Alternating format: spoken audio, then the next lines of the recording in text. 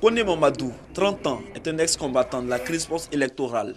Depuis 3 ans, il est élu domicile à la cité universitaire de Williamsville à Adjamé, en compagnie de son épouse et de son fils de 2 ans. C'est pas normal, mais c'est la situation qui oblige. On n'a pas un endroit à partir. Pour notre boulot, de rester à notre petite famille. Comme lui, ils sont environ 400 ex-combattants reprofilés par l'autorité pour le désarmement, la démobilisation et la réintégration ADDR. Ils vivent dans cette cité universitaire depuis plus de 3 ans, pour la plupart. Elles aussi se disent prêts à libérer la cité, avec leurs familles, si la situation connaît une issue favorable. ADF vient prendre contact en disant qu'ils vont nous donner un peu d'argent pour qu'on puisse aller prendre des maisons. Bon, on est parti les voir, on est tombé d'accord.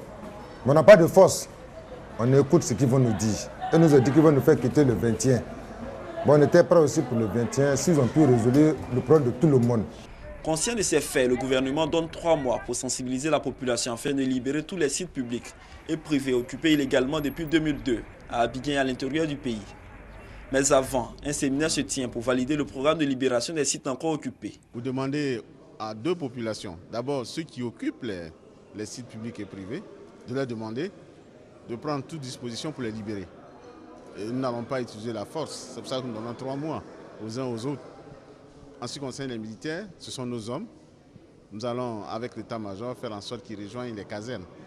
Pour tous les autres, ceux qui ne sont pas militaires mais qui sont des ex-combattants, l'ADDR va gérer ce dossier avec nous. Pour les autres, nous leur demandons vraiment de le faire sans a priori. Les propriétaires, c'est de leur demander, c'est de venir prouver que c'est bien leur maison. Il y en a fait des requêtes.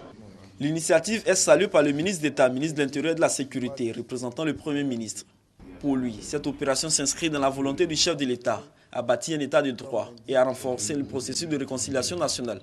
Cette opération, qui se fera sur une période déterminée, présente beaucoup d'intérêt pour l'État ainsi que pour les populations.